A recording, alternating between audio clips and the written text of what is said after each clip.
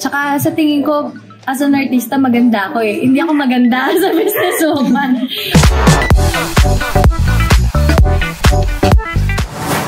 Sa daming struggles, it's a constant trial and error with our formula. Tsaka it's good na my business is for franchise business from Taho Story. So, ang laking tulong ng may guidance from them. Then if I have questions, they could answer my questions. Although, syempre, there are also challenges on my part, like mga costings, ganyan. Lalo na ngayon, may inflation. So, how do we adjust? But other than that, masaya. Kasi I also learn new things. I meet new people. At saka, iba din yung target market, syempre, ng mga foodies out there. Ako kasi sanay ako ang binibenta ko skincare, makeups, but tapping on the food industry is also something new for me. But it's fun. At saka nakakatuwa na may mga taong nabubusog with Taho Story. Mabigat kasi siya sa tiyan. Yeah, pero more than unique siya. Ang naging selling point niya talaga sa akin, o attractiveness na nakita ko sa Taho is it's pure Pinoy brand.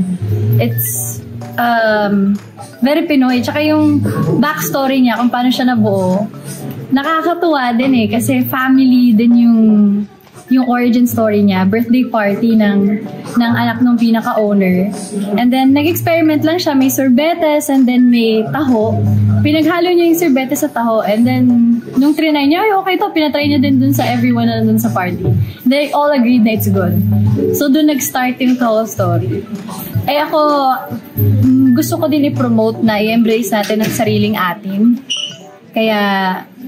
Kaya ako mas lalo nagustuhan ng Taho Story. At saka mahilig din talaga ako sa Taho. Childhood ko yan eh.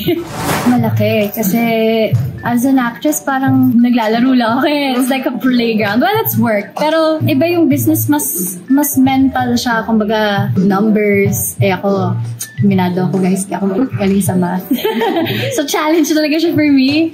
But acting kasi, it's just a flow of ideas, things, emotions. So yun, I think yun yung pinagkakaiba. Tsaka sa tingin ko, as an artista, maganda ako eh. Hindi ako maganda as a businesswoman. Hard stress. So yeah, yun yung malaking pinagkaiba. I studied the script. We have a very detailed script actually. Ang ganda ng script namin. Kaya ang sarap basahin. At saka, ang dami ideas na pumapasok sa akin. I just always write them down. And then kung ano yung papasok sa shooting, kung ano yung papayagan syempre ni Direk.